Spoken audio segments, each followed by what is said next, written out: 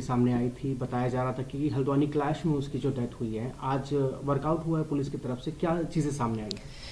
देखिए, जो मृतक प्रकाश था, इसका हल्द्वानी में जो उपद्रव हुआ है या वो जो घटना हुई है, इसकी हत्या का उससे कोई संबंध नहीं है। ये केस हमने वर्कआउट किया है और जो मृतक प्रकाश है उसकी हत्या में शामिल 4 लोगों को हमने गिरफ्तार किया है और 4 लोगों में से एक अनफॉर्चुनेटली पुलिस डिपार्टमेंट का कांस्टेबल भी है। जो मृतक प्रकाश है उसका और जो पुलिस डिपार्टमेंट में जो हमारा कांस्टेबल है, उनकी वाइफ के कुछ रिलेशनशिप थी और इसकी वजह से जो मृतक है वो कांस्टेबल की वाइफ को ब्लैकमेल कर रहा था। और जब ये बात उसकी वाइफ ने उसको बताई तो कांस्टेबल ने अपने साले के साथ, अपने एक दोस्त के साथ और साले के एक दोस्त के साथ मिलके, और इसमें उसकी बीवी भी शामिल है, इन 5 ने एक प्लानिंग के तहत उसकी हत्या कर दी। इसमें 4 लोगों को हमने गिरफ्तार कर दिया गया है। जो अभियुक्त है और जिसकी अभियुक्त की वाइफ वो फरार है, जल्दी उसकी गिरफ्तारी भी हो जाएगी। सर, अभी तक अपडेट क्या है हल्द्वानी क्लैश में? अरेस्टिंग कॉल्स अगर बड़े हैं तो क्या अभी तक अपडेट आएंगे? देखिए, हल्द्वानी शहर में जो है, अगर डेथ देखा जाए तो अगर इस एक प्रकाश की अगर उसको वो किया जाता है तो एक हमारा मृतक कम होता है जो इस उपद्रव से संबंधित है। तो इस प्रकार से अगर देखा जाए तो अभी तक का जो हमारा वो है, जो रिपोर्ट हमारे पास है, उसके हिसाब से 4 मृतक हम मान रहे हैं जो हल्द्वानी उपद्रव से संबंधित है। इसके साथ ही ये जो 3 एफआईआर हमने पंजीकृत किए, इन 3 एफआईआर में हमने कार्रवाई करते हुए और इन्वेस्टिगेशन को आगे बढ़ाते हुए आज 5 और अभियुक्त हमने गिरफ्तार किए हैं। तो इस तरीके से देखा जाए तो अब तक हल्द्वानी वाला जो इंसिडेंट है इसमें 42 अरेस्टिंग हुई है। इसमें जो 9 लोग फरार थे, जो नामजद अभियुक्त हैं, उनके खिलाफ हमने कोर्ट से कुर्की वारंट ले लिए, तो उनकी जो भी संपत्तियां उनका कुर्की कर रहे हैं। और जो इसमें अभियुक्त है अब्दुल मलिक और उसका बेटा अब्दुल मोइद, इन दोनों के खिलाफ हमने लुकआउट सर्कुलर जारी करवा दिया है। तो हमें उम्मीद है कि ये दोनों अभियुक्त भी जल्द ही गिरफ्तार होंगे। अब्दुल मलिक की संपत्ति की भी कुर्की होने वाली है सर? बिल्कुल, अब्दुल मलिक और इसके साथ में सम्मिलित अन्य 8 नामजद अभियुक्त जो अभी गिरफ्तार होना शेष है, उन सभी की संपत्तियों की हम कुर्की कर रहे हैं। सर, ऐसी खबरें आ रही हैं कि पॉलिटिकल बैकग्राउंड भी निकला है इसके अंदर, ऐसे 5 लोग ऐसे बताए जा रहे हैं जो पॉलिटिकली मोटिवेटेड हैं। देखिए, इसमें जो लोग नामजद हैं और कुछ लोग जो अभी वांटेड हैं, उनमें से कुछ लोगों का अपना एक पॉलिटिकल हिस्ट्री है, या तो ये किसी पार्टी से जुड़े हुए थे या किसी पार्टी में अभी भी सक्रिय है। लेकिन स्पष्ट तौर से अभी कोई ऐसा बड़ा पॉलिटिकल लीडर या कोई ऐसी चीज़ नहीं है ये जिसका हम कह सकें कि इनके इशारे पर सब कुछ हुआ है। हम अरेस्टिंग जैसे होती है लोगों की और इन्वेस्टिगेशन में जो एविडेंस आएंगे उनके हिसाब से हम देखेंगे कि क्या इसमें कोई पॉलिटिकली सपोर्ट वाला मामला भी है क्या। सर, लास्ट क्वेश्चन, कल वनमूलपुरा में इलेक्शन को लेकर इसमें क्या बताना चाहेंगे, क्या चीज़ है? देखिए, वनफूलपुरा जो जहाँ पर घटना हुई है वहाँ पर आज भी हमने कर्फ्यू में ढील दी थी और आज भी उसके जो एरिया है उसमें 2 घंटे का कर्फ्यू में ढील था।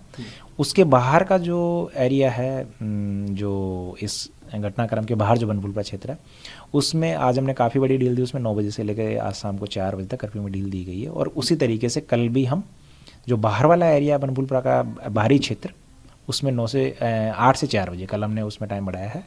और ये वाला जो हमारा एरिया जहाँ घटना हुई है, यहाँ पे भी हम कल कर्फ्यू क्षेत्र में ढील दे रहे हैं। सामने आई थी, बताया जा रहा था कि हल्द्वानी क्लैश में उसकी जो डेथ हुई है, आज वर्कआउट हुआ है पुलिस की तरफ से, क्या चीज़ें सामने आई हैं?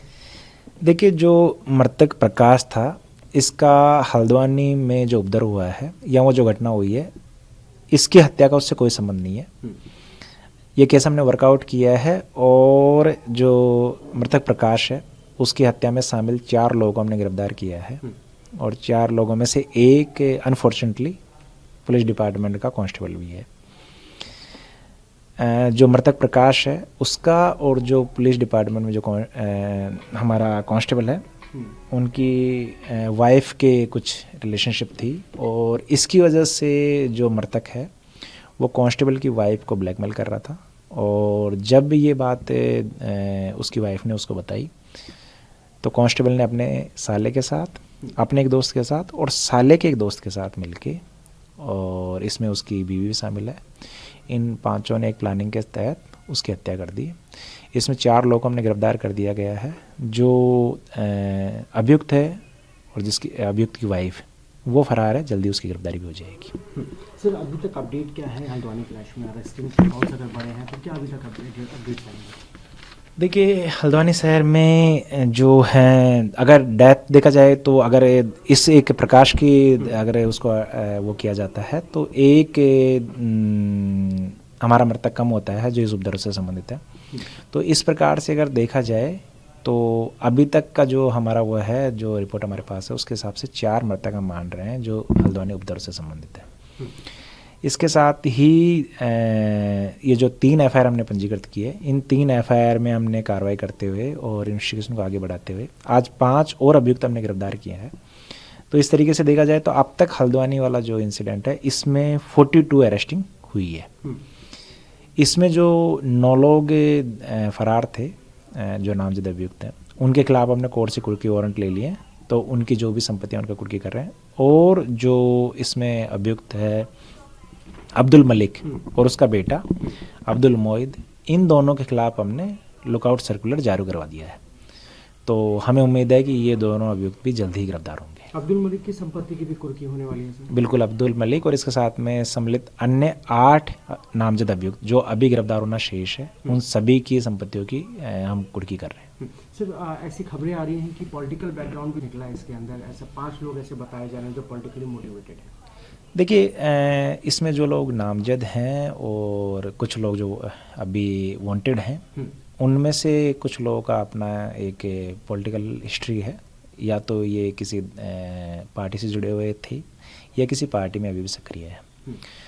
लेकिन स्पष्ट तौर से अभी कोई ऐसा बड़ा पॉलिटिकल लीडर या कोई ऐसी चीज़ नहीं है ये जिसका हम कह सकें कि इनके इशारे पर सब कुछ हुआ है। हम अरेस्टिंग जैसे होती है लोगों की और इन्वेस्टिगेशन में जो एविडेंस आएंगे उनके हिसाब से हम देखेंगे कि क्या इसमें कोई पॉलिटिकली सपोर्ट वाला मामला भी है क्या। सर लास्ट क्वेश्चन, कल बनफूलपुरा में इलेक्शन को लेकर इसमें क्या बताना चाहेंगे, क्या चीज़ है? देखिए, बनफूलपुरा जो जहाँ पर घटना हुई है वहाँ पर आज भी हमने कर्फ्यू में ढील दी थी और आज भी उसके जो एरिया है उसमें 2 घंटे का कर्फ्यू में ढील था। उसके बाहर का जो एरिया है, जो इस घटनाक्रम के बाहर जो बनफूलपुरा क्षेत्र है, उसमें आज हमने काफ़ी बड़ी ढील दी। उसमें 9 बजे से लेकर आज शाम को 4 बजे तक कर्फ्यू में ढील दी गई है। और उसी तरीके से कल भी हम जो बाहर वाला एरिया बनफूलपुरा का बाहरी क्षेत्र, उसमें 8 से 4 बजे कल हमने उसमें टाइम बढ़ाया है।